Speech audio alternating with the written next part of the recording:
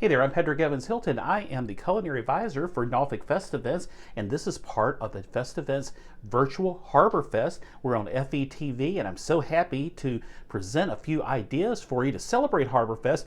You know, this is the 45th year, and it's going to be virtual because of the coronavirus, but that doesn't mean that there aren't tons of great things that you can do to celebrate the rich maritime history of coastal Virginia.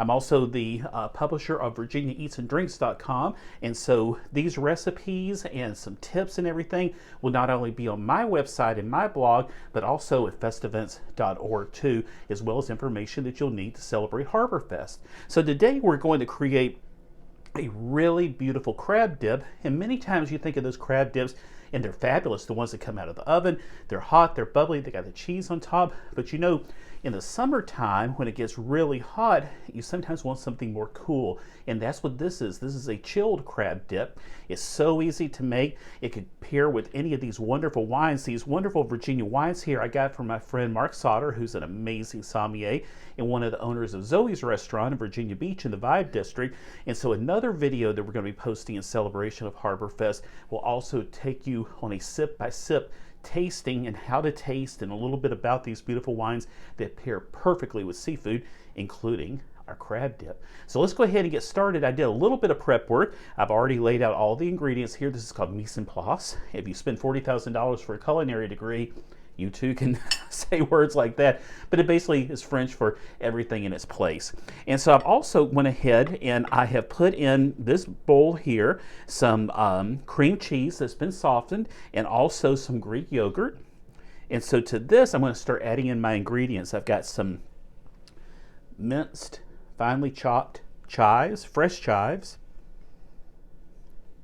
I have a little bit of fresh squeezed lemon juice. I have some salt and some pepper, freshly ground black pepper, and also some sea salt. I like that flavor. And this is a mixture of some Worcester sauce and also some hot sauce, and we want to give a shout out to two local places that create each. We love Speedy's hot sauce. They're in Virginia Beach, and we also love Black Garlic Shire Worcestershire sauce, both made right here in coastal Virginia. I highly recommend you try those.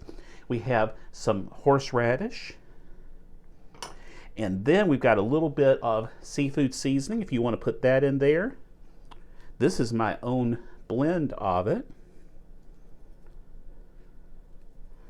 And now we're just going to kind of stir everything up. We want to get this incorporated. This is kind of like a dressing.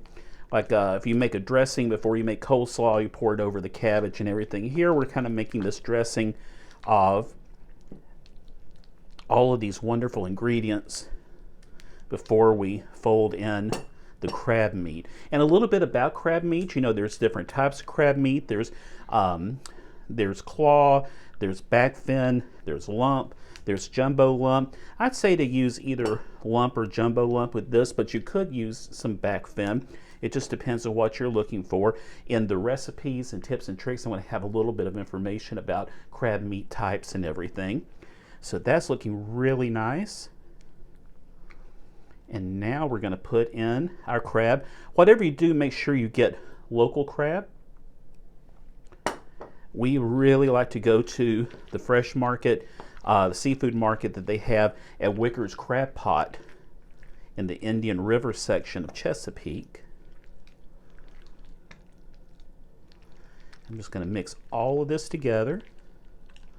Now what you'd want to do is, once this is all mixed together, we're going to spoon it in the bowl that we want to serve it in. Although you could go ahead and refrigerate it like this, but we want this to kind of get nice and chilled, so we're going to put it in the bowl that we're going to serve this with. We're just going to serve it with some crackers, but you could toast some baguette slices, or you could even use like some slices of cucumber. But we're going to go ahead and get some of this in here.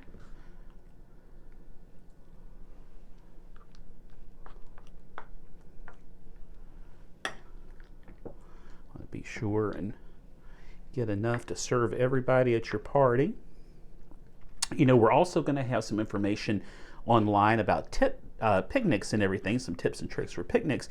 And you could take this to a picnic. It's just like with anything that is chilled, you want to keep it chilled. Anything that's hot, you want to keep it hot.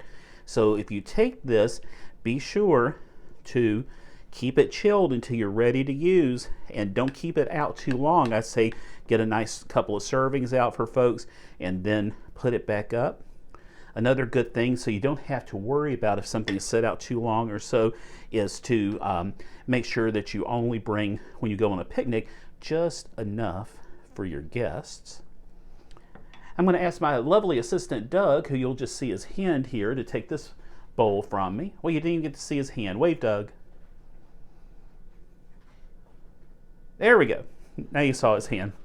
So we're going to garnish this with just a little bit more of this seafood seasoning on top, or you could use some smoked paprika.